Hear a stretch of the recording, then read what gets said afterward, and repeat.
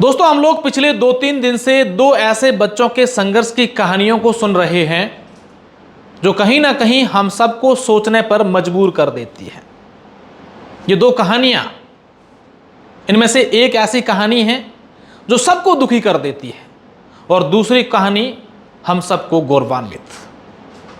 आज इन दोनों कहानियों पर हम लोग बात करेंगे, लेकिन कहीं ना कहीं ये कहानियां उनके संघर्ष को बताती हैं, साथ ही साथ हम सबको ये एक मैसेज भी देती हैं कि जब लोग संघर्ष कर रहे होते हैं, उनके साथ ऐसा कुछ होता है, तब हम और हमारा समाज कहाँ जाता है। संघर्ष से जुड़ी कहानियां जब हम सबके सामने आती हैं, चाहे वो दुखी करने वाली हो, चाहे वो खुश करने वाली हो, तब हम सब लोग उनके साथ सम्मिलित हो जाते हैं, सुख बांटने के लिए, खुशियां बांटने के लिए, या फिर दुख बांटने के लिए, ढांढस बंधाने के लिए। आज ये दोनों कहानियां कहीं ना कहीं हम सबको ये मैसेज दे रही हैं कि हमें आज के इस दौर में संघर्ष करने वाले लोगों के लिए क्या करना चाहिए और क्यों करना चाहिए। तो शुरुआत करते हैं इन दोनों कहानियां की। सबसे पहले बात करेंगे हम लोग जयप्रकाश की। जयप्रकाश राजस्थान के बाड़मेर जिले के धोरीमन्ना कस्बे के पास एक छोटा सा गांव है बोरचारणान, उसका निवासी है। उस बच्चे ने अपने पिता के सपने को पूरा करने के लिए हर वो काम किया जो उनके पिता चाहते थे। और अगर मैं इस बच्चे की पूरी कहानी आपको बताऊंगा तो आपके रोंगटे खड़े हो जाएंगे। जयप्रकाश अपने पिताजी ने जो कमाई की, पहले खेती मजदूरी की और उससे अगर जब पार नहीं पड़ा तो उसके पिता धर्माराम ने एक कपड़े की फैक्ट्री में जाकर के मजदूरी की। किस तरीके से अपने आप को सैक्रिफाइस किया, अपने लिए अच्छे जूते नहीं लिए, अच्छा खाना नहीं खाया, अच्छी जगह पर जा नहीं पाए, अपने और अपनी पत्नी के वो तमाम सपने, उन सब सपनों को मार करके अपने बेटे को कैसे सफल बनाएं, उसके लिए तमाम प्रयास किए। आसपास के लोग बताते हैं कि जयप्रकाश जब अपनी पढ़ाई कर रहा था तब भी उसके मन में एक सेवा भाव था। क्या सेवा भाव था, उस पर हम बात करेंगे। जयप्रकाश धर्माराम का बेटा जो MBBS की पढ़ाई अहमदाबाद में रह करके कर रहा था, जब अहमदाबाद में विमान हादसा हुआ तब वो हॉस्टल में खाना खा रहा था, मेस में था, और उसके ऊपर जब विमान गिरा और उस हादसे में जयप्रकाश इस दुनिया में नहीं रहा। जयप्रकाश का एक छोटा भाई है जिसने इस साल 10वीं में 94% बनाए हैं। उनके पिताजी मजदूरी करते हैं। लेकिन जब यह खबर पता चली कि जयप्रकाश की इस हादसे में मौत हो गई है, उसके बाद से जयप्रकाश के घर तमाम लोगों का तांता लगा हुआ है और हर कोई आज जयप्रकाश की तारीफ कर रहा है। कह रहे हैं कि उसकी कितना संघर्ष था, उससे ज़्यादा उनके पिताजी के जो संघर्ष हैं उसको सलाम कर रहे हैं कि एक मजदूर पिता ने, किसान खेतीबाड़ी करने वाले पिता ने अपने बेटे को डॉक्टर बनाने के लिए न जाने कितना संघर्ष किया होगा।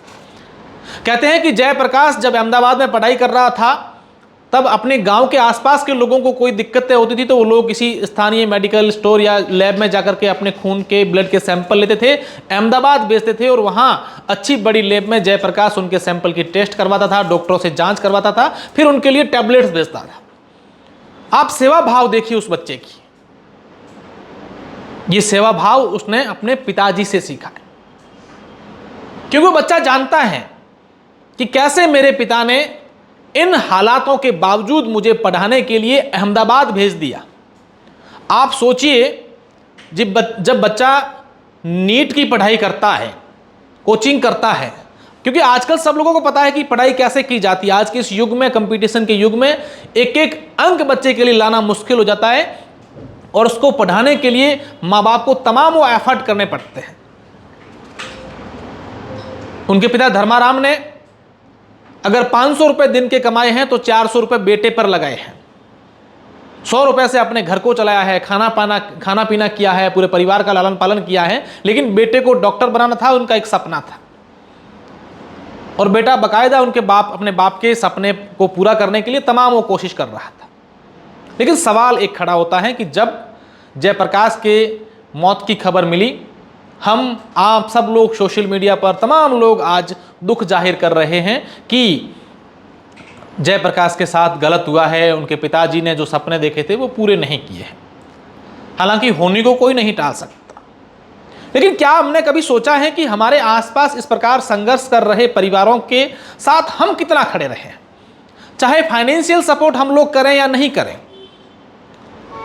लेकिन कितने लोगों ने जाकर के ऐसे परिवारों को कहा है कि आप अच्छा कर रहे हैं, आपके बेटे को डॉक्टर बना रहे हैं, उस बेटे को भी ये मनोबल बढ़ाया हो कि तुम बढ़िया कर रहे हो, तुम शानदार कर रहे हो, इसी तरीके से करते रहो।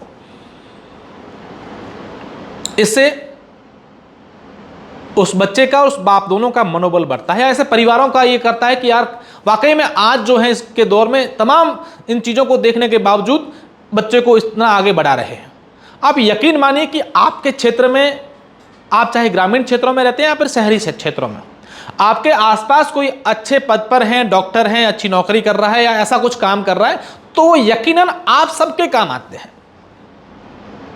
लेकिन नहीं, हम सब लोग सिर्फ उस समय ऐसे परिवारों के साथ जाते हैं जब परिवारों के साथ ऐसा कुछ हो जाता है। मैं सिर्फ जयप्रकाश की बात नहीं कर रहा हूं, हमारे आसपास न जाने ऐसे कितने संघर्ष कर रहे परिवारों की कहानियां होगी, जिन सब पर कहीं ना कहीं हम सब लोग चुप्पी साध करके बैठे हैं। कई लोग आर्थिक रूप से सक्षम होंगे तो कई लोग दूसरे रूप से सक्षम होंगे, लेकिन हमें सिर्फ उनकी याद तब आती है जब उनके संघर्ष को लेकर कुछ न कुछ कहानी बनती है। हम सब लोग प्रार्थना करते हैं कि किसी के संघर्ष की ऐसी कहानी की पुनरावृत्ति नहीं हो। किसी भी धर्माराम का बेटा जयप्रकाश इस प्रकार से अपने संघर्ष के सपने को अधूरा नहीं छोड़े। लेकिन हां, ये जरूर है कि हमें हमारे आसपास के इन संघर्ष करने वाले लोगों को साथ जरूर देना चाहिए। अब हम दूसरी कहानी पर आते हैं। यह कहानी है बालोतरा जिले के सरवण की। सरवण के पिता जब गांव में किसी का शादी ब्याह किसी की होती थी तब वहां जाते थे, वहां शादी में सम्मिलित होने के लिए नहीं, बल्कि उनके शादी में आए मेहमानों ने जो खाना खाया है उसके जूठे बर्तन हैं उनको धोने के लिए, और उनसे उनको कुछ रुपए मिलते थे। आपने भी किसी शादी समारोह में बर्तन धोने वाले लोगों को देखा होगा कि उनकी कैसी हालात होती थी, और हमेशा से वो इंतजार करते रहते किसी के घर में शादी हो जाए तो मुझे बुलाएंगे और मैं मजदूरी करूंगा और मुझे कुछ रुपए मिलेंगे। जब शादी ब्याह नहीं होती थी तब मजदूरी करने के लिए पत्थर अपने कंधे पे ढो करके काम करते थे। और एक पिता इस प्रकार का काम करके अगर अपने बेटे को डॉक्टर बनाने का सपना देखें तो आप सोचिए कि उन पिता का हौसला, अपने बेटे के प्रति डेडिकेशन और शिक्षा के प्रति उनकी जागरूकता कितनी है। जब सरवण का इस बार नीट यूजी का जब परिणाम आया तो अब उसको एक अच्छी मेडिकल कॉलेज मिलेगी और अच्छे मेडिकल कॉलेज में वो डॉक्टर की पढ़ाई करेगा। जब सरवण का परिणाम आया तो सब लोग उनके घर पहुंचे, बधाई दे रहे हैं, तमाम लोग सोशल मीडिया पर कर रहे हैं। हमने भी यही किया, उनके वीडियो बताए। लेकिन क्या हमने कभी देखा कि उनका घर, सरवण का एक फोटो जो सोशल मीडिया पर सब लोग पोस्ट कर रहे हैं, कच्चा घर है उसके पीछे। उसके पिता ने कभी यह नहीं सोचा कि मैंने इस महीने जो पैसे कमाए हैं इससे मैं सीमेंट के बैग ले आऊं, एक पत्थर की टोली डलवा दूं या एक कमरा बना लूं, ईंटें ले आऊं, मेरा घर बनाऊं, हम लोग आराम से रहेंगे। नहीं, उसने कहा हम बारिश में भीगेंगे। उसने कहा कि हम गर्मी में इस तपती धूप में इस झोंपे के अंदर बैठ लेंगे, इस गर्मी को सह लेंगे। उसने कहा जब सर्दी होगी तब हम लकड़ियां जला करके अपने आप को हाथ ताप लेंगे, लेकिन मेरे बेटे का सपना हम पूरा करेंगे। और सरवण के परिवार का साथ दिया बाड़मेर की 50 विलेजर्स संस्थान ने। 50 विलेजर्स संस्था एक ऐसी संस्था है जो एक बहुत ही अत्यंत गरीब परिवारों के बच्चों को देखती है, उन पर पूरा रिसर्च करती है कि वाकई में इनके आर्थिक हालात क्या हैं। अगर ऐसे बच्चे होते हैं जो होनहार होते हैं, उन बच्चों को तराशते हैं, पढ़ाते हैं और फिर वो बच्चे कहीं ना कहीं अच्छी तैयारी करते हैं। और 50 विलेजर्स ने अब तक बाड़मेर को दर्जनों, बाड़मेर बालोतरा आसपास के क्षेत्र को दर्जनों डॉक्टर दे दिए हैं।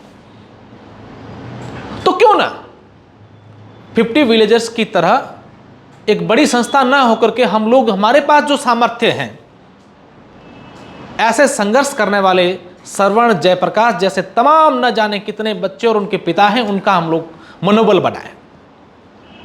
हम उन्हें कहें कि आप अच्छा कर रहे हैं, उनके कंधे पर हाथ रख करके बोलें कि आप बढ़िया कर रहे हैं। मेरे पास रोजाना कई सारी ऐसी कहानियां आती हैं जिनको हम सुनाते हैं, लेकिन हम लोग ये सोचते हैं कि हम उनके लिए क्या कर रहे हैं, कम से कम मनोबल तो बढ़ा सकते हैं।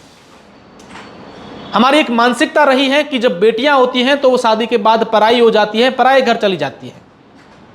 लेकिन आज के इस दौर में कई ऐसे परिवार हैं अपनी 4-4, 5-5 बेटियों को बड़े इंस्टीट्यूट में पढ़ा रहे हैं, उनको पढ़ाई करवा रहे हैं। किसी को डॉक्टर बनाने का सपना है, किसी को इंजीनियर बनाने का सपना है। उस पिता को पता है कि मेरी बेटी डॉक्टर बन जाएगी, इंजीनियर बन जाएगी, मुझे इससे कोई फायदा नहीं है, मेरी बेटी ससुराल जाएगी, अपना घर करेगी, लेकिन मेरा ये एक सपना है, कल मेरी बेटी जब कुछ बनेगी तब मुझे ये सुनने को मिलेगा कि ये आपकी बेटी है।